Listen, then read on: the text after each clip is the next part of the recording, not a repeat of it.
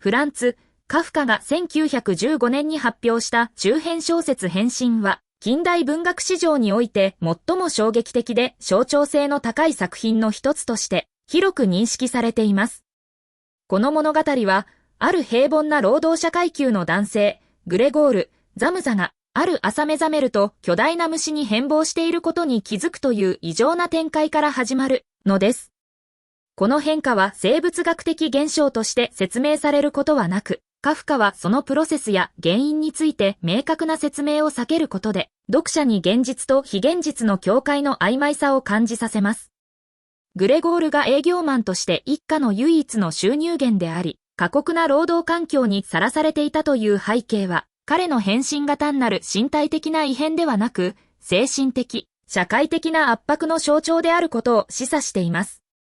彼が労働のために睡眠を削り、電車の時間に縛られ、債務の返済に追われる生活を送っていたという描写は、資本主義社会における人間の異化と消耗を鋭く批評しているのです。カフカ自身も保健局に勤める公務員でありながら、文学創作に没頭していたという二重生活を送っていたため、グレゴールの境遇には自らの体験が投影されていると考えられます。さらに、グレゴールの変身は、彼が労働不能と判断された瞬間に、家族の態度が急速に冷淡なものへと変化するという点で、人間の価値が社会的機能に依存していることを浮き彫りにするのです。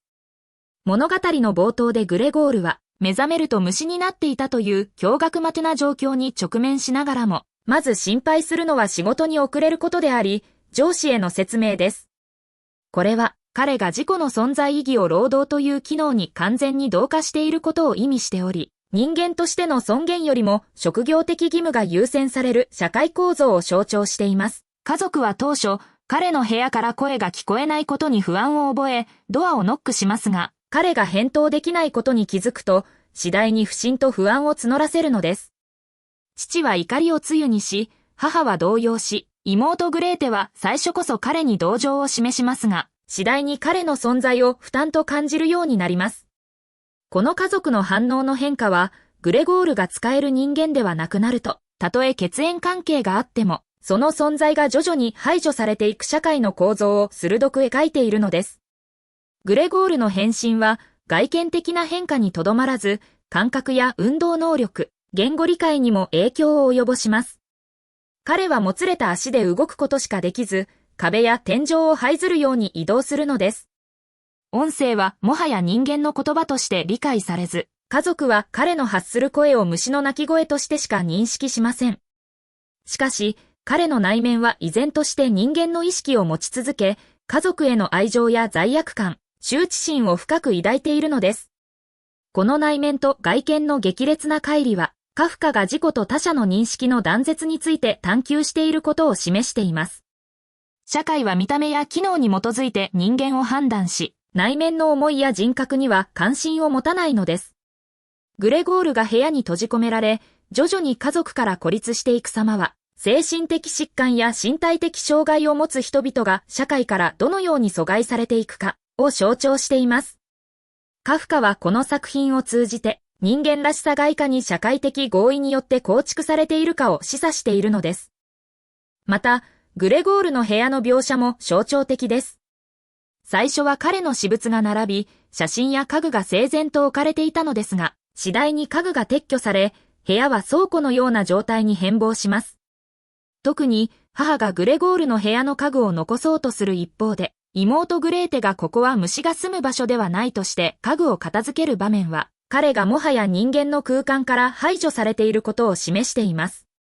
この家具の撤去は、彼の人格の抹消に等しく、社会が役に立たない存在を物理的、象徴的に抹殺していくプロセスを映し出しているのです。さらに、家族が家に3人の下宿人を引き入れるという展開は、経済的困窮が人間関係に与える圧迫を描いています。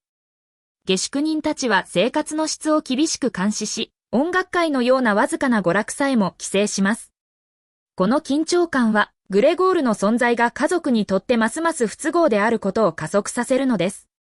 カフカは、グレゴールの死が家族にとって解放であるかのように描くことで、さらに深い皮肉を込めます。彼が死ぬと、家族は安堵の表情を浮かべ、再び未来に向かって歩き始めるのです。列車に乗って郊外へ出かけ、新しい生活の可能性を語る場面で物語は終わります。しかし、この解放は、グレゴールの犠牲の上に成り立っています。彼が生きていた間、家族は彼を負担として扱い、その死を救済として受け入れるのです。カフカはここに、人間の倫理的価値が機能主義的効率に蹂躙される現代社会の冷酷さを描いているのです。グレゴールの死は悲劇であると同時に、社会が外れた存在をどのように処理するかの偶話でもあります。彼の最後の意識は、家族への愛と自己否定に満ちており、その死は自己抹消の極致として描かれます。このような結末は、読者に人間の存在意義について深い問いを投げかけるのです。変身の構成は3部構成で進行し、グレゴールの変身、家族の適応、そして彼の死とその後の家族の再生という3つの段階に分けられます。第1部では、グレゴールが変身した直後の混乱と、家族とのやりとりが中心となります。彼が布団から這い出し、部屋を出ようとするも、身体の異変によりドアのノブを操作するのにさえ苦労する描写は、人間の基本的行為がいかに身体的正常性に依存しているかを強調しています。社長が自宅まで訪れて彼の欠勤を詮索する場面は、労働社会における個人の自由の欠如を象徴しており、彼がもはや勤勉な従業員としての役割を果たせないことで即座に信用を失うことを示しているのです。社長は彼の姿を見るや否や恐怖に駆られ、逃げるように家を去ります。この反応は、社会が異常をいかに即座に排除しようとするかを端的に表しています。第2部では、グレゴールが無師としての生活に徐々に適応する一方で、家族が外部の労働に踏み出す過程が描かれます。父は古い銀行の制服を着て再び職場へ向かい、母は下着の仕立て物として在宅労働を始め、妹グレーテも百貨店の販売員として働き始めるのです。この労働再開は、グレゴールの存在がもはや経済的支えではなく、むしろ負担であることに気づいた家族の現実的な対応を示しています。特に父の変化は目を見張るもので、当初は病弱で無気力だったのが、再就職を機に威圧的で権威的な態度を取り戻します。彼はグレゴールに対して暴力を振るい、リンゴを投げつけて腹部に深手を負わせるのです。このリンゴの描写は、キリスト教的な象徴とも解釈され、罪と罰、追放のイメージを喚起します。グレゴールの体に埋まったリンゴは腐敗し、傷口は化膿し、彼の死へのカウントダウンを視覚的に象徴しているのです。第3部では、グレゴールの存在が家族にとって完全に不要なものとして扱われるようになります。彼の部屋は物置と化し、食事は適当に与えられるのみとなります。妹がバイオリンを弾く際、彼が部屋から這い出して感動し、音楽に引き寄せられる場面は、彼の中にまだ人間としての感性が残っていることを示しています。しかし、この行為は下宿人たちに発見され、家族は彼の存在を暴露されるのです。下宿人たちは即座に家を出ていくと言い出し、家族は経済的危機に直面します。この危機が、グレゴールの存在を最後の悪しき要因として断ち切る決定的な契機となります。家族は彼の死を待つことなく、彼を何とかするべきだと口を揃えるのです。この合意は、家族の連帯がもはや彼を含まないことを意味しています。彼の死後、使用人が彼の死体を発見し、家族はそれを害虫の死体として処分します。この描写は、人間が社会的に抹殺された後、その存在がいかに軽視されるかを象徴しているのです。カフカはこの作品を通じて、実存主義的なテーマを深く探求しています。グレゴールは、存在の意味を問うが、その問いに答える者は誰もいないのです。彼の意識は孤独に閉じ込められ、他者との神聖な対話は成立しません。これは、カフカが自身の精神的苦悩、自己否定、疎外感を文学的に昇華させた結果であると考えられます。彼はユダヤ系チェコ人としてドイツ語を母語とするが、プラハの社会において常に他者として扱われました。また、父との緊張関係や恋愛における自己卑下も変身に反映されています。グレゴールの無力感や家族に対する罪悪感はカフカ自身の内面の投影であるのです。彼は変身について自分の父に捧げると語ったことがあり、この作品が個人的な告白の側面を持っていることを示しています。さらに、変身は20世紀の文学に大きな影響を与えたのです。存在主義の哲学者、ジャン・ポール、サルトルやアルベール、カミュは、カフカの作品に実存の問いを見出し、変身を人間の阻害の象徴として評価しました。また、後の作家たち、例えばハルキやダニエル、ケスに至るまで、カフカのスタイルとテーマは繰り返し引用され、再解釈されています。変身は単なる奇想の物語ではなく、人間の存在の根本的な不安、社会的役割からの脱落、家族という閉鎖的共同体の冷酷さを鋭くえぐる作品です。現代においても、病気や障害、失業によって社会から排除される人々の姿と重ねて読むことができ、その普遍性は時代を超えて響き続けるのです。フランツ・カフカの変身は、現代文学における実存と阻害の象徴として位置づけられた作品です。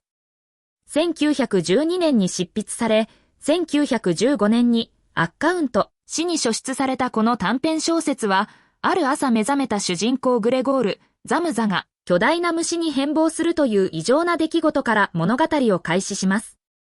この出来事は単なるファンタジーの装いで終わらず、むしろ人間の存在意義、労働の価値、家族関係の脆弱性といった社会的、哲学的なテーマを鋭くえぐり出すのです。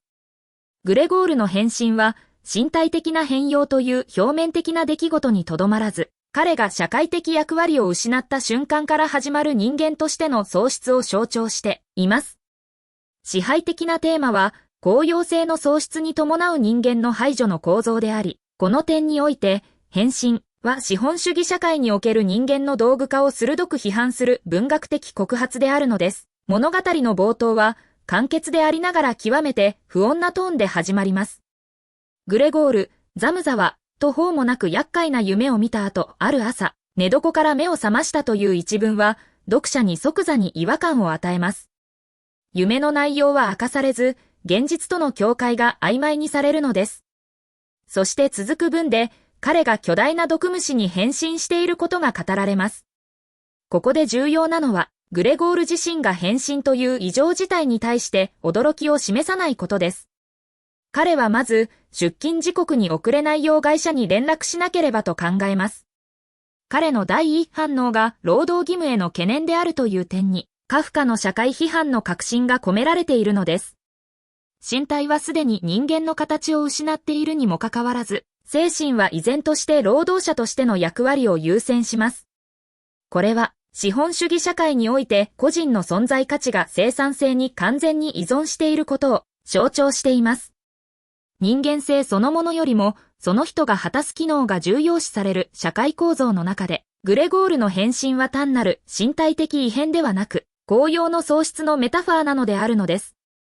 カフカはこの物語を通じて、労働が人間の存在そのものを規定するという近代社会の病理を暴き出しています。グレゴールは旅行販売員として家族の唯一の稼ぎ手であり、その役割を果たすことで家族からの承認を得ていたのです。彼の労働は単に経済的支援にとどまらず、家族内での彼の存在理由そのものでした。しかし、彼が働けなくなった瞬間、家族の態度は徐々に冷淡なものへと変化していくのです。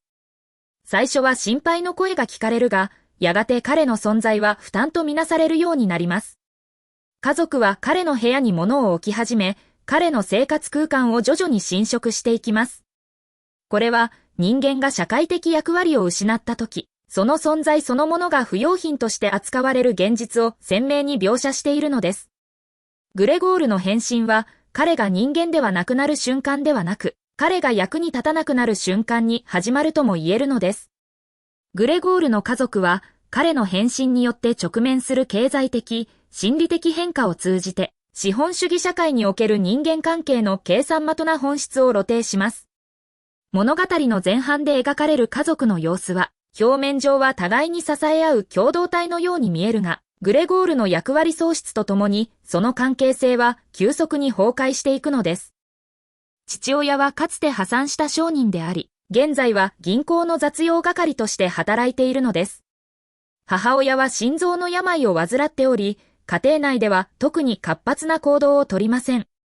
妹グレーテは当初、グレゴールに対して最も思いやりのある態度を示すが、やがて彼の世話を負担に感じるようになるのです。兄弟の関係は物語の序盤では比較的温かく描かれます。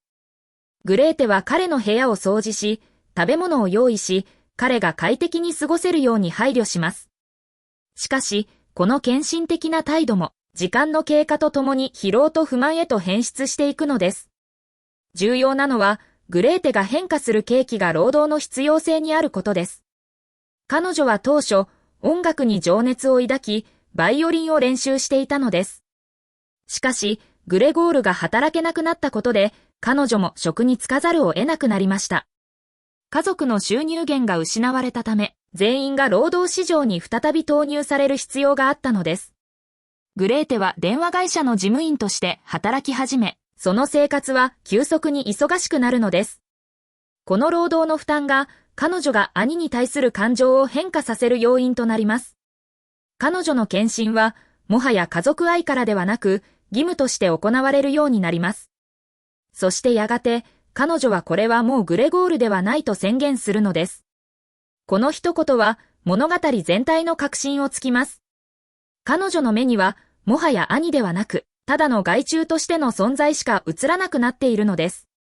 家族は彼を人間として扱うのをやめ、彼の存在そのものを否定し始めるのです。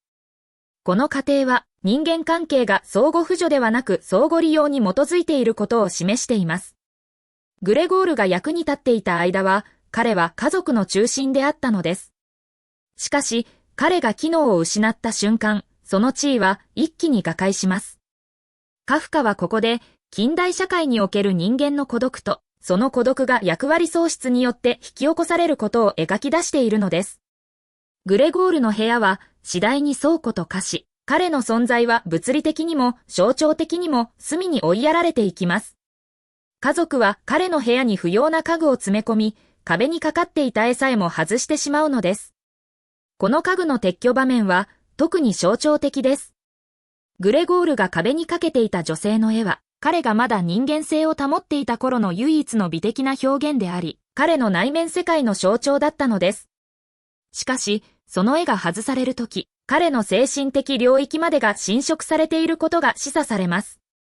家族は彼の人間らしさを認めるのをやめ、彼が住む空間までをも人間のそれから剥奪していくのです。グレゴールの内面世界は、変身後も人間の意識と感情を保持しているという点で、読者に深い共感を呼び起こします。彼は虫の身体を持っているが、思考や記憶、感情は完全に人間のままであるのです。彼は家族の会話を聞き、彼らの変化に気づき、自分が重荷になっていることに気づいて苦しむのです。彼は自分がいなくなれば、みんなもっと楽になれるだろうと考え、自己否定の感情に苛まれるのです。この内面の苦悩は、外部の誰にも理解されません。家族は彼の虫の姿しか見ず、その声はもはや人間の言葉として理解されないのです。彼が発する音は、単なる甲高い鳴き声に過ぎず、コミュニケーションの手段として機能しないのです。これは、社会が見た目や機能だけで人を評価し、その内面に配慮しない構造を象徴しています。グレゴールの孤独は、言語の喪失を通じてさらに深められます。人間としての彼の最後の方は思考と記憶でしたが、それが外部と共有できないことで、彼は完全に孤立するのです。彼が会社の責任者を部屋に呼び入れようとする場面では、彼の声が通じず、逆に周囲を恐怖させるだけに終わるのです。この場面は、彼が社会から完全に排除される瞬間を象徴しています。会社は彼の欠勤を問題とするが、彼の存在には関心を持たないのです。社会は個人の苦悩に耳を傾けず、ただ機能するかどうかだけを問うのです。そして、彼が機能しないと判断された瞬間、彼は即座に不要として扱われるのです。さらに重要なのは、グレゴール自身が自分の存在に疑問を持つようになる点です。彼は次第に自分が本当にグレゴールであるのか、それともただの虫なのかという自問にとらわれるのです。この自己同一性の危機は、実存主義文学の典型的なテーマです。カフカは存在の不安定性、自我の脆弱性をグレゴールの内面描写を通じて鋭く浮き彫りにするのです。彼は食事にも興味を失い、部屋の隅でじっとしている時間が長くなります。彼の死への需要は徐々に進んでいくのです。彼は自分の死が家族にとっての解放になると信じるようになります。この自己犠牲の意識は、彼が依然として人間的な感情を持っていることを示す一方で、社会に完全に適応した悲劇的な結果でもあるのです。彼は役立たずとして生き続けるよりも消えることを選択します。しかし、この選択さえも彼の主体性によるものではなく、社会的圧力に屈した結果であるのです。グレゴールの死は物語のクライマックスであり、家族にとっての再生の始まりでもあります。彼が亡くなった朝、使用人がその死体を発見し、家族は初めて彼の存在を物理的に排除するのです。しかし、その反応は悲嘆ではなく、解放感に近いのです。家族はようやく安堵したと語り、すぐに引っ越しを考え始めるのです。この急激な態度の変化は、グレゴールが生きていた間には見られなかった活力を家族が取り戻していることを示しています。父親は背筋を伸ばし、母親は健康を取り戻し、グレーテは若々しい女性として成長していると描写されるのです。物語の最後では、家族は春の陽光の下、新しいアパートメントへ向かう電車に乗り、未来への希望を語るのです。このエンディングは、皮肉にもグレゴールの犠牲の上に成り立っています。カフカはここで、人間の価値が完全に機能主義に支配されている社会の冷酷さを描き出しています。グレゴールの死によって家族が救われるという構造は、彼が生きていた間には否定されていた価値を、死によって初めて与えられていることを意味します。生前は負担だった彼が、死によって解放者としての役割を果たすのです。この逆説は、資本主義社会における人間の存在の皮肉さを鋭くついているのです。人間は生きて役立つべきであり、それができなければ、せめて死によって周囲の負担を減らすべきだという暗黙の倫理が、ここには反映されているのです。変身は単なるイカの物語ではなく、現代社会の根本的な病を偶話まてに表現した作品です。グレゴールの虫への変身は、私たちの誰もが潜在的に抱える役割喪失の恐怖と存在の無意味さを具象化しています。労働、家族、社会的期待、これらの構造の中で、私たちは常に役に立っているかという問いにさらされているのです。カフカは、その不安を極限まで突き詰め、読者に人間とは何か、存在の意味とは何かという根源的な問いを投げかけます。グレゴールの悲劇は、彼が虫になったことではなく、彼が人間であり続けたまま、社会から人間として扱われなくなったことにあるのです。この物語は、今日においても、私たちが公用性にどれだけ囚われているかを問い直させる、不朽の警告なのであるのです。フランツ・カフカの変身は、20世紀文学における最も象徴的で衝撃的な物語の一つとして、読む者に深い心理的、哲学的影響を残し続けてきました。1915年に出版されたこの短編小説は、ある平凡な朝、営業担当の男、グレゴール・ザムザが目覚めると、自分が巨大な虫に変貌していることに気づくという、一見突飛な展開から始まるのです。しかし、この一見非現実的なプロットは、単なるファンタジーや象徴的偶意を超えて、人間存在の本質、労働と価値の関係、家族内での役割、そして個人が社会から切断される過程を鋭くえぐり出すのです。カフカは現実の奇妙を保ちながら、日常の中にある阻害の構造を極限まで凝縮して描き出し、読者に人間とは何か、社会にとっての価値とは何かという根源的な問いを突きつけるのです。物語の核心は、グレゴールがもはや労働能力を失った瞬間から、家族にとっての存在意義が急速に剥がれ落ちていくことにあり、その過程は冷酷な現実として展開されます。彼が虫になったという事実は、むしろ変化ではなく、それまでの彼の社会的役割と内面の乖離が突如として身体化されたというべきです。つまり、グレゴールは物語の初めからすでに虫だったのです。彼は労働という枠組みの外では、家族にとっても社会にとっても扱いづらい存在であり、価値を測れないものとして排除される運命にあったのです。この作品が持つ重層的な解釈可能性は、カフカ自身の生涯と深く結びついているのです。彼は1883年にプラハのユダヤ系ドイツ語話者家庭に生まれ、支配的な父との緊張関係に苦しみました。父への劣等感、自己否定、そして社会的適応の困難は、変身を含む多くの作品に反映されているのです。カフカは保健局に勤務する公務員でありながら、文学活動は常に夜間に限られ、自身を仕事に搾取されながらも、創作という別の義務に縛られる存在と感じていたのです。グレゴールが営業の旅人として疲弊しながらも家族の経済的支えとなっている設定はカフカの自身の境遇と重なるのです。彼は日記に私は書くことしかできないが、書くことは私を殺すと記しており、創造と生存の矛盾に苦しんでいたことが伺えます。このような背景から変身は単なる小説というより、カフカの内面世界の直接的な投影であり、現代社会における個人の異化を予言する形で書かれた精神的記録とも言えるのです。彼の文体は冷静で、感情をあらわにしない叙述が特徴的ですが、そこには深い絶望と孤独が潜んでいるのです。グレゴールが変身した後も、彼の思考は人間のままであり、家族の心配をしたり、仕事への責任を感じたりする点が、その対比を際立たせています。この乖離こそが、読者にもしかしたら、私たちはすでに虫ではないのかという不安を呼び起こすのです。物語の展開は、グレゴールの変身直後の瞬間から、家族の反応を通じて社会的価値の冷徹な論理を浮き彫りにするのです。最初の反応は混乱と恐怖ですが、次第に彼がもはや収入源ではないという事実が優先され、家族の態度は次第に冷淡なものへと変化していくのです。父は威圧的で暴力的になり、母は精神的に崩れかけ、妹グレーテルは当初は世話をしようとするも、やがて負担を感じるようになるのです。グレーテルの変化は特に象徴的です。最初はこれは私の兄だと言い、食事を運び、家具を整理しようとするが、やがてこれはもはやグレゴールではないと断言するまでに至るのです。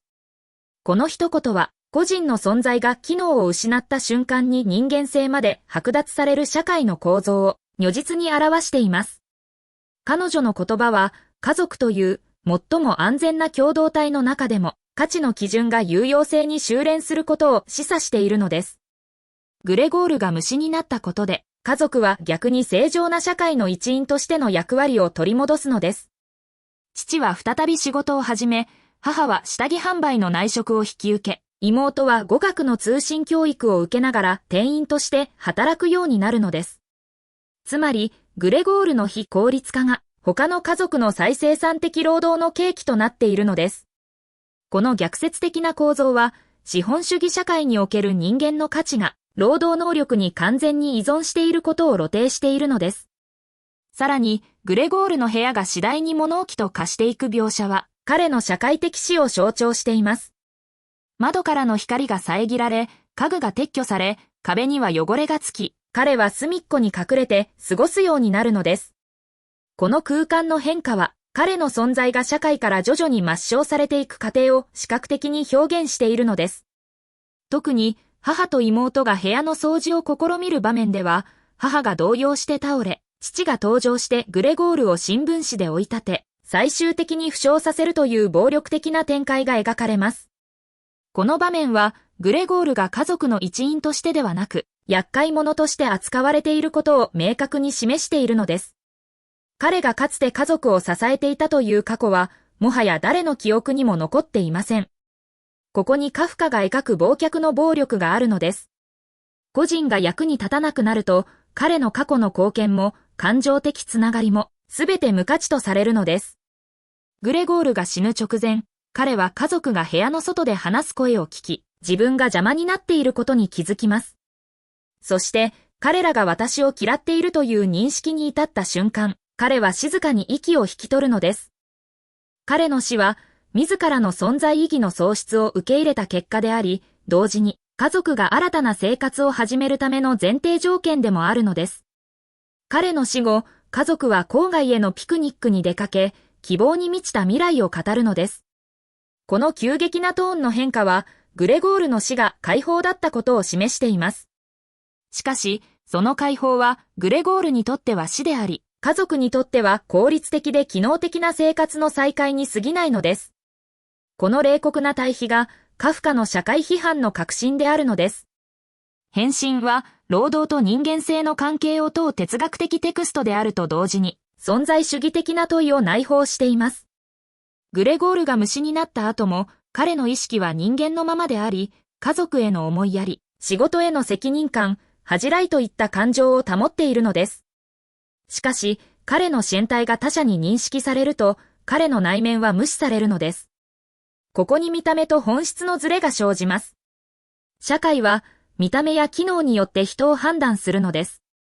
グレゴールの人間性は、彼が営業職として機能していた間は保証されていたが、その機能が失われた途端に否定されるのです。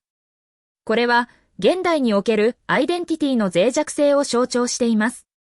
SNS や職業、経済的状況が個人の価値を決定づける今日の社会において、失業、病気、障害といった理由で生産的ではなくなった瞬間、個人は社会から徐々に排除されていくのです。グレゴールの運命は、そのプロセスの極端な表現です。しかし、カフカは彼の内面に深く入り込み、読者にこの虫の中に人間らしさがまだあると感じさせるのです。彼が壁を這う姿は不気味ですが、その行動には孤独を紛らわそうとする意志が込められているのです。彼が妹のバイオリン演奏に惹かれて部屋から出ていく場面は、最も悲劇的な瞬間の一つです。彼は音楽に心を打たれ、人間的な感動を覚え、その感情に従って行動します。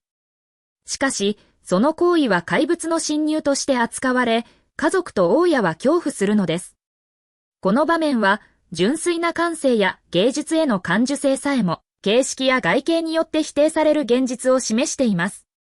グレゴールが音楽に反応したのは、彼が人間のままだからであり、それゆえにこそ、彼の排除はより残酷なものとなるのです。さらに、カフカの文体は、この悲劇を感情的に強調するのではなく、事務的で平凡なトーンで描写します。例えば、グレゴールの変身直後、彼は背中にカブトムシのような硬い甲がある、多数の足が無力に動いていると冷静に自分を観察するのです。この自己認識の明瞭さと、その認識される外的反応の非人間性とのギャップが、読者に深い不協和感を与えるのです。カフカは、感情を煽らず、現象をただ並べることで、むしろより強い感情的反応を引き出すのです。これは、カフカが官僚として働いていた経験から来る公文書的叙述のスタイルでもあります。彼の文章は、国家や制度が個人を扱う時の、冷淡で機械的な視線を再現しているのです。グレゴールは、変身したことで制度の外側に追いやられるが、それ以前から、彼は会社という制度の中では名前ではなく、機能として扱われていたのです。会社の代表者が自宅に乗り込んできて、なぜ出社しないのかと問い詰める場面は、個人の身体的、精神的状況が無視され、欠勤という形式的な問題だけが問題視される制度の非人間性を暴いているのです。グレゴールが虫になる前から、彼はすでに人間として扱われていないのです。変身は、その状況を可視化したに過ぎないのです。変身の影響力は、文学を超えて心理学、社会学、哲学、映像芸術にまで及んでいるのです。20世紀後半以降、この作品はエイリアネーション、疎外の文学的モデルとして反復的に引用され、マルクス主義批評、フロイト的精神分析、フーコーの権力論など、様々な理論的枠組みで解釈されてきました。マルクス主義的視点からは、グレゴールは労働者階級の象徴であり、彼の身体的変容は、労働によって人間が自己阻害に至る過程のメタファーとされるのです。彼が自分の労働の産物に対して支配を持たず、ただ義務として働いている点は、マルクスが指摘した労働の阻害に一致します。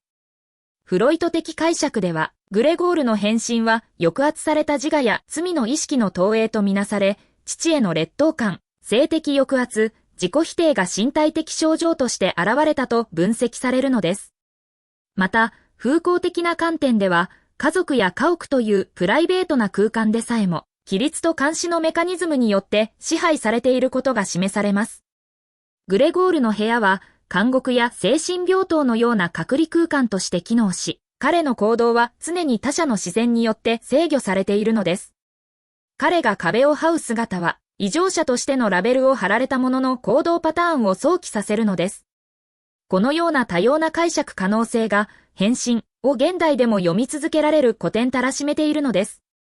また、この作品は映画、演劇、アニメーションなど、様々なメディアにリメイク、オマージュされてきました。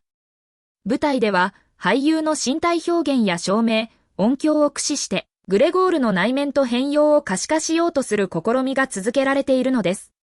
映像作品では、実写とアニメーションの中間的なスタイルで、グレゴールの身体変化と心理のズレを表現するアプローチが取られることが多いのです。しかし、カフカの意図は、決して奇抜な変身を描くことではありません。むしろ、その変身が当たり前のように受け入れられる叙述のあり方が、読者に違和感と不安を抱かせるのです。グレゴール自身も、なぜ自分が虫になったのかという問いをあまり深く追求しないのです。彼が気にするのは、遅刻しないように出勤することであり、変身そのものよりも、社会的義務を果たせないことへの焦りが優先されるのです。この異常に対する異常なまでの冷静さが、カフカ文学の特徴であり、現実の不条理が日常の中に溶け込んでいるという現代の実存状況を象徴しているのです。私たちは今日、精神的疲弊、社会的排除、経済的不安にさらされながらも、普通に振る舞うことを強いられているのです。グレゴールの物語は、その普通の脆さを突きつけるのです。彼の悲劇は、突然の変化ではなく、ゆっくりと、そして避けられない形で、人間が社会的価値の外側に追いやられていく過程そのものにあるのです。変身は、100年以上前の作品でありながら、現代人の孤独と不安を最も鋭く言い当てています。それが、この物語が今もなお、読む者に深い衝撃を与える理由であるのです。フランツ・カフカが1915年に発表した中編小説変身は、近代文学史上において最も象徴的で衝撃的な作品の一つとして、100年以上にわたり読者の精神に深い影を落としてきました。登場人物グレゴール、ザムザが、ある朝目覚めた途端に巨大な虫へと姿を変えてしまうという、一見非現実的なプロットは、単なる幻想や狂気の物語として片付けられるものではありません。むしろ、この変容は、資本主義社会における人間の異化、労働価値による存在意義の縮小、そして家族関係の機能的再編といった、近代社会の根本的な病理を鋭く照射するメタファーとして機能しているのです。カフカは、リアリズムの形式を保ちながら、登場人物の内面の不安定さと、外部からの圧力がもたらす疎外感を、冷徹で詩的な筆致で描き出すことで、読者に現実そのものに対する違和感を呼び起こします。グレゴールが虫になったという事実は、身体的な変化を超えて、社会的、経済的役割の喪失を意味しているのです。彼は一家の収入源であり、家族を養うために鉄道会社の営業マンとして過酷な労働を続けていたのです。彼の存在は労働を通じてのみ正当化されており、その労働能力が失われた途端、家族の目にも役に立たない存在として映るようになるのです。変身の直後、彼は自身の姿に驚愕するが、最も気にするのは仕事に遅れることであり、列車に乗り遅れることだったのです。この反応は、彼がすでに労働機会としての自我しか持っていないことを示しており、人間性が労働価値に吸収され尽くしている状態を露呈しています。彼の身体が虫に変わっても、最初の思考は職場への忠誠であり、上司への謝罪であるのです。この点において、カフカは人間の尊厳が社会的公用性に紐づけられ、それが喪失された瞬間に存在そのものが否定される、という近代の残酷な構造を赤裸々に描き出しているのです。さらに、グレゴールの変身は、彼がこれまでどれほど阻害された状態で生きていたかを逆説的に浮かび上がらせるのです。虫になったことで、彼はようやく自室に閉じこもり、外部との接触を断つことになりますが、実はそれ以前から彼の精神はすでに隔離されていたのです。長時間労働、旅の疲れ、人間関係の欠如、心の安らぎの不在、これらはすべて、資本主義下の労働者の典型的な状況であり、グレゴールの変身は、そうした日常の極端な延長線上にあるのです。つまり、彼が虫になったのは、彼がすでに人間らしさを失っていたからであり、身体の変容は、それまでの精神的、社会的異化の結果として現れた象徴的な出来事なのであるのです。カフカは、こうした阻害が個人の内面にどのように蓄積されていくかを、細部にわたり描き分けることで、読者にもしかしたら、私たちもすでに虫なのではないかという、ゾッとするような問いを突きつけるのです。グレゴールの部屋は、物語全体を通じて象徴的な空間として機能しています。閉ざされたこの空間は、彼の社会的排除を空間化した場であり、彼が家族と社会の両方から切り離されていく過程を視覚的に表しているのです。部屋の扉は、家族との接点の有無を象徴しており、物語の進行とともに、その開閉の頻度と意味が変化していくのです。最初は家族が心配してドアをノックし、声をかけるが、次第に訪れるものが減り、最終的には食事の運搬以外で扉が開かれることはなくなるのです。この変化は人間関係が機能的、実用的な基準によってのみ維持されていることを示しており、グレゴールが役に立たない存在となった瞬間、家族の関心も消失するのです。特に注目すべきは妹グレーテの態度の変化です。物語の序盤では彼女が唯一グレゴールに思いやりを示し、食事を運んだり部屋を掃除したりするのです。しかし、その思いやりもやがて義務感に変わり、最終的には負担として感じられるようになるのです。彼女がバイオリンを弾く場面は、家族の中でまだ人間らしさが残っているかのように見えるが、その音楽がグレゴールを引き寄せるのは、彼がもはや人間ではなく、感覚的な刺激に反応する存在になり果てているからであるのです。彼が部屋から這い出してきたとき、家族と家賃の借り人たちが驚愕するが、その反応は恐怖よりも不快さに近いのです。グレゴールは、もはや家族の一員でも人間でもなく、迷惑な存在としてしか認識されないのです。そしてグレーテは、これがグレゴールなら、彼を守るべきだと言っていたのが、これがグレゴールでも、もう我慢できないという結論に至るのです。この変化は人間の愛や絆がいかに社会的、経済的条件に依存しているかを暴いているのです。また、父親の変容も重要なテーマです。グレゴールが働けなくなったことで、父親は再び職に就かざるを得なくなり、その過程で姿勢や服装、態度が変化するのです。当初は病弱で無気力だったのが、制服を着て堂々とした歩き方をするようになるのです。この変化は、労働が人間に尊厳を与えるという近代の信念を皮肉に描いているのです。一方で、父はかつて破産した過去を持ち、家族に負債を残した張本人であるにもかかわらず、グレゴールが働いている間は無力な存在として扱われていたのです。しかし、状況が逆転すると、父は権威を取り戻し、グレゴールに対して暴力さえ振るうようになるのです。この逆転は、家族内の力関係が常に経済的貢献によって決まっていることを示しており、血縁や愛情といった価値が、現実の利益の前には、脆くも崩れ去ることを浮き彫りにするのです。変身における時間の扱いも、阻害の進化を描写する上で極めて重要な役割を果たしています。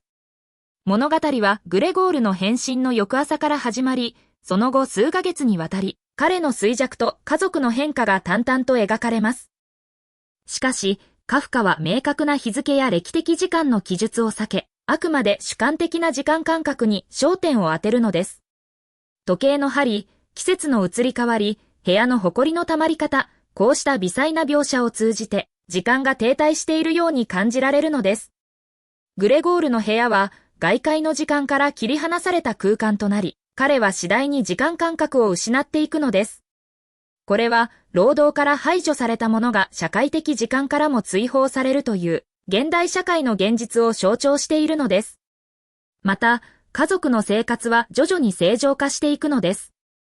母親は内職を始め、妹は語学学校に通うようになり、父親は勤め人に戻ります。彼らは悲しみや混乱を乗り越え、新たな日常を築いていくのです。しかし、その過程でグレゴールの存在は徐々に記憶から薄れ、やがて消去されるのです。家族が引っ越しを計画する場面で彼の死が報告されても誰も深い悲嘆に暮れることはないのです。彼の死はむしろ解放のように描かれます。物語の最後、家族は電車で郊外へ行き、春の日差しの中を歩くのです。そこには希望や再生の兆しがあるように見えるが、その背景にはグレゴールという負担を捨て去ったという冷酷な現実があるのです。カフカはこうした前向きな結末を皮肉と悲哀を込めて描写しているのです。さらに、グレゴール自身の内面描写も疎外の深まりを如実に表しています。彼は次第に人間の言語を理解できなくなり、自分の声が虫の鳴き声にしか聞こえなくなるのです。しかし、一方で家族の会話ははっきりと聞き取れるのです。この逆説的な状況は、彼が外部との理解の不一致に置かれていることを象徴しているのです。彼はまだ思考し、感情を持つが、その内面が外部に伝わることはなく、家族は彼の存在を音や動きとしてしか認識しないのです。彼の死の直前、部屋の家具がすべて取り払われ、壁にはただ一つの絵、女騎士がアーモアードホースに乗り、槍を構える絵だけが残されるのです。この絵は、かつてグレゴールが掲げていた人間としての尊厳や希望の象徴だったが、彼が死ぬ時にはもはやそれを意識することもないのです。彼の意識は曖昧になり、外界との接点を失ったまま、静かに息を引き取るのです。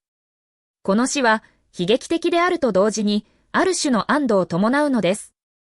グレゴールは、もはや自分自身の存在意義を見出せず、家族に迷惑をかけることへの罪悪感に苛まれていたのです。彼の死は、役に立たない人間の最終的な帰結として、社会によって静かに受け入れられるのです。カフカは、こうした静かな抹消を通じて、近代社会が人間をいかに効率性と機能性の観点からしか評価しないかを、静かに、しかし鋭く告発しているのです。変身は20世紀以降の存在主義文学やポストモダン思想に大きな影響を与えた作品です。ジャン、ポール、サルトルやアルベール、カミュといった思想家たちが提唱した疎外や無意味さのテーマは、カフカのこの作品にすでに濃縮されていたのです。グレゴールは存在の意味を問い続けるが、答えはどこにもないのです。彼が虫になった理由も、生きる意味も、救済の可能性も何も提示されないのです。カフカは神話や宗教的な意味付けを拒絶し、ただあるがままの現実を描くことで、読者に絶対的な孤独と不安を突きつけるのです。この点で、変身は単なる文学作品を超え、現代人の精神状態を予見する診断書のような性格を持つのです。現代社会においても、グレゴールの状況は決して過去の話ではありません。失業、病気、障害、介護、こうした状況に置かれた人々は、しばしば役に立たないとして社会から徐々に排除されていくのです。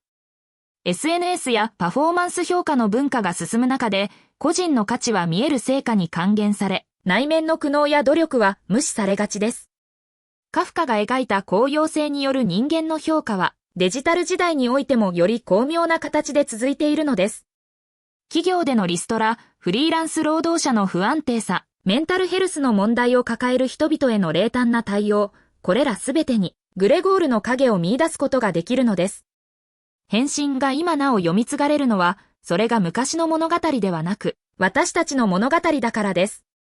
カフカは、現実を超えた現実、リアリズムの裏側にある、より深い真実を描いたのです。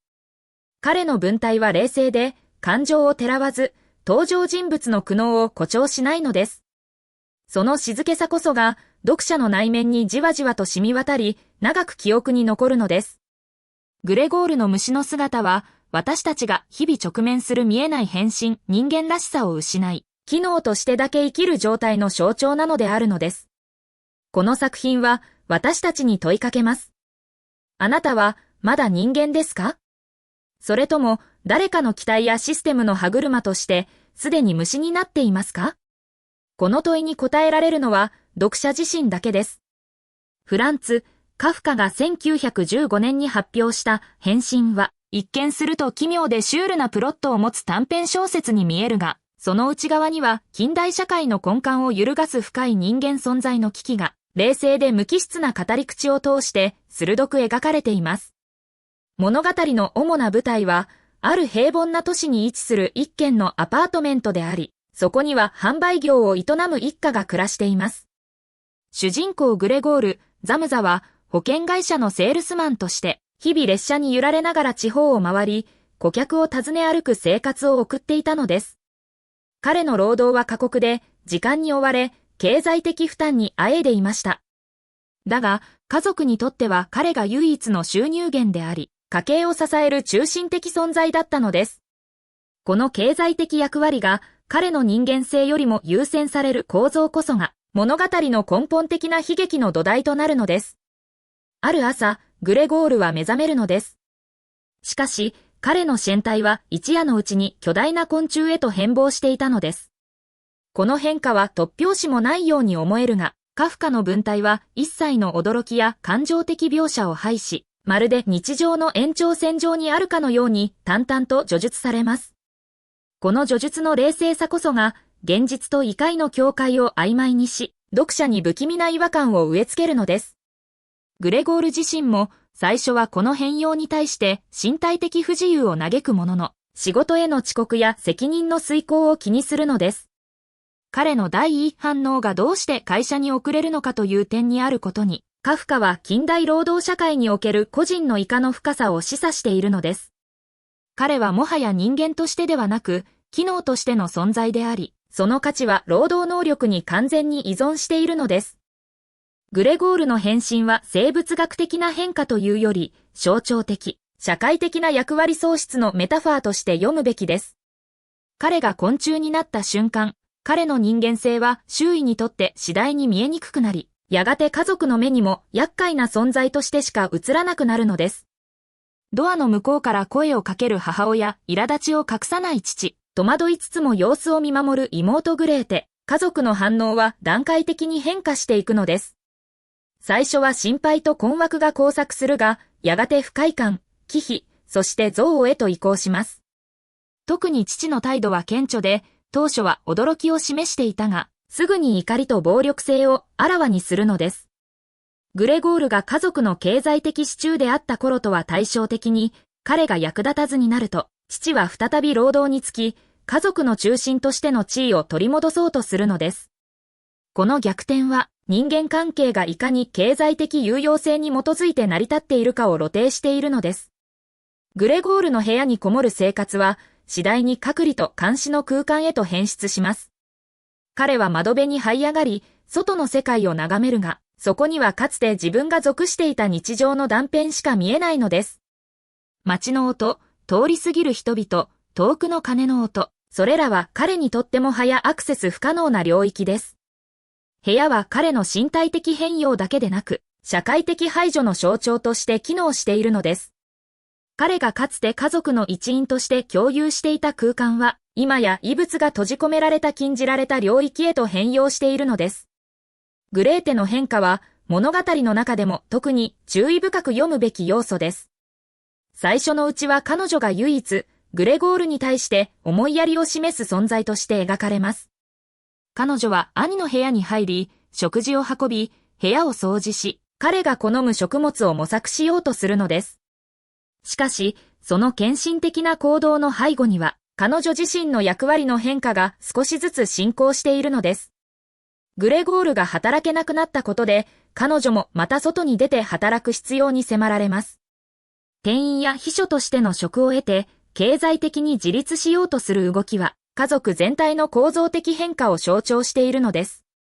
彼女の労働は、かつてグレゴールが担っていた負担を肩代わりするものであり、同時に彼女自身の成長や自立として語られるのです。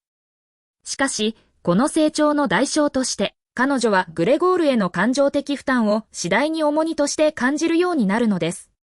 カフカは、グレーテの内面を直接描写しないものの、彼女の言動の変化を通して、その心理的転換を静かに示していくのです。ある日、彼女は部屋の家具を撤去しようとします。ピアノやタンス、机、それらはグレゴールがかつて人間だった頃の記憶の象徴であり、彼が自由に動き回るのを妨げているという理由で取り払われるのです。しかし、この行為は単なる物理的配慮ではなく、過去のグレゴールの存在を消去しようとする象徴的な試みでもあるのです。グレゴールが壁に這い上がった際、母親がショックで倒れる場面で、父は怒りに震え、リンゴを投げつけるのです。このリンゴがグレゴールの背中に突き刺さり、腐敗してゆく描写は、身体的な障害というより、家族からの拒絶の印として機能しているのです。リンゴは聖書的な象徴とも解釈でき、罪の意識や堕落のイメージを呼び起こすが、ここで重要なのは、グレゴールが何をしたのかという問いではなく、もはや役に立たないという事実の重みであるのです。物語の構成は、時間の経過とともにグレゴールの存在が徐々に終焉化されていくプロセスを精密に描いているのです。彼の部屋は次第に物置と化し、家族が他人を招く際には使用していない部屋として扱われるのです。訪問する家政婦さえも彼を害虫と呼び、軽蔑の目を向けるのです。彼の存在は、もはや家族の内側にすら認められないのです。しかし、驚くべきことに、グレゴールは依然として人間の意識と感情を保っているのです。彼は家族の会話を聞き、彼らの苦悩を理解し、自分自身の存在が彼らに負担になっていることに気づいているのです。彼は自分を消えたいと願うが、同時に家族への愛と責任を捨てきれないのです。この葛藤こそが、カフカが描く実存的苦悩の核心であるのです。彼は自由を望むが、その自由を手に入れるには、自らの存在を抹消しなければならないのです。彼は言語も失いつつあるが、思考はなおも人間的であるのです。この意識と身体の断絶が読者に深い不条理感と悲哀をもたらすのです。カフカはグレゴールの死をあくまで静かに内面的葛藤の果てとして描写します。ある夜、彼は部屋で息を引き取り、翌朝、家政婦によって発見されるのです。その時彼女の口から出るのは、ようやく死んだわという解放されたような言葉です。この一言は、グレゴールの死が悲劇ではなく、問題の解決として迎えられたことを示しているのです。変身は20世紀の文学において疎外をテーマにした作品の中でも最も象徴的で影響力のある作品の一つとされています。カフカがこの作品を書いた時代的背景には、産業化、都市化が進む中で個人が機械的労働の歯車として扱われるようになる近代資本主義社会の実態があるのです。グレゴールの職業、移動販売員は当時急速に増えていた職業であり、時間厳守、業績主義、顧客対応といったプレッシャーに常にさらされていたのです。彼が虫になった直後も、まず心配するのは会社に遅れることであり、上司の反応であるのです。この反応は、彼が自己の存在を労働という枠組みでしか認識できていないことを示しています。彼は労働を通じてのみ社会的価値を得ており、その機能が失われた途端に、彼の存在は無価値とみなされるのです。これは、マルクスが指摘した労働の阻害の典型的な例です。すなわち、労働者が自分の労働成果に対して阻害され、自らの労働が自己実現ではなく、強制的な生存手段となる状況です。グレゴールの場合、その阻害はさらに一歩進んでおり、彼自身が人間としての存在をも阻害されているのです。彼の身体的変容は、社会から排除された個人の内面的状態を外的形として具現化したものだと言えるのです。さらに、家族の反応は、社会が有用性を基準に人間を評価する構造を如実に映し出しています。グレゴールが健康で働いていた頃は、家族は彼に感謝し、依存していたのです。しかし、彼が役に立たなくなると、その感謝は徐々に不満に、そして憎悪に変わっていくのです。特に父の変化は顕著で、彼はかつて病弱で無力な存在として描かれていたが、グレゴールの変身後に再び働くようになり、軍服風の制服を着て威厳を取り戻すのです。この描写は、社会的役割の回復が、個人の尊厳や存在価値と直結していることを示しているのです。一方で、グレーテの成長もまた、このような社会的価値観の影響下にあるのです。彼女が働くようになり、背筋を伸ばし、身体が成長していく描写は、労働を通じて価値ある存在として認められていくプロセスを象徴しているのです。物語の結末で、家族はグレゴールの死後、郊外へのピクニックに出かけるのです。その場面で、両親はグレーテの成長と美貌に気づき、彼女を良い夫に巡らそうと語るのです。この結末は、グレゴールの死が家族にとって新たな出発の契機となったことを示しているが、同時に、彼の犠牲の上に成り立つ再生であることも見逃せないのです。彼の存在は忘れ去られ、家族は新しい未来に向かって歩み出すのです。この冷徹な構造こそが、カフカが描く人間存在の脆さと、社会システムの非常さを突いているのです。カフカの文体は、変身において極めて特徴的です。彼は感情的な語りや比喩的表現を避け、事実を淡々と列挙するような叙述スタイルを採用しているのです。この文体は、読者に不安や不気味さを直接与えるのではなく、事実の積み重ねを通じて、次第に不条理感を醸成していくのです。例えば、グレゴールが虫になった直後の描写、彼は背中が鉄板のように硬く、まるで鎧を着ているようだった多くの足が空中で無力に動き続けているは、極めて具体的でありながら、感情の介在を許さないのです。この文体の冷静さが、異常な出来事をより現実的に、より恐怖に近い形で感じさせるのです。また、物語全体を通して、グレゴールの視点が中心となるが、その視点もまた、外的観察に近いのです。彼は自分の状態を客観的に把握しようとするが、周囲の反応とのズレに気づくことがほとんどないのです。この視点の制限が、読者に彼の孤立感をより強く伝えるのです。カフカは、登場人物の内面を直接描写するのではなく、行動、会話、環境描写を通して、心理的状態を暗示する技法を用いているのです。例えば、グレゴールがピアノの音に反応する場面、グレーテがピアノを弾くとき、彼は部屋から這い出し、音に惹かれるように近づくは、彼が依然として人間の感性を持っていることを示すが、同時に、その感性が周囲に理解されない孤独も表しているのです。変身は単なるファンタジーや偶意話として読まれがちですが、その神聖の力は現実社会の構造的問題を極限まで突き詰めたところにあるのです。グレゴールの変身は突然の病、障害、失業、あるいは精神的疾患といった現代社会で誰にでも起こり得る役割喪失のメタファーとして解釈できるのです。一度社会的な役割を失った個人はどのように扱われるのか。家族は支援するのか、それとも徐々に距離を置くのか。社会保障やケアのあり方は個人の尊厳を守れるのか。これらの問いはカフカが書かれた当時から今日に至るまで決して古びることのないテーマです。グレゴールの死は個人の敗北であると同時に社会の失敗でもあるのです。彼が最後に感じたのは家族への愛と自分が彼らに迷惑をかけているという罪悪感です。彼は憎まれたのではなく忘れられたのです。その無視という形の暴力こそが現代における阻害の最も深刻な形態かもしれません。カフカはこの小説を通じて人間とは何か、存在の価値とは何かという哲学的問いを静かに、しかし力強く投げかけているのです。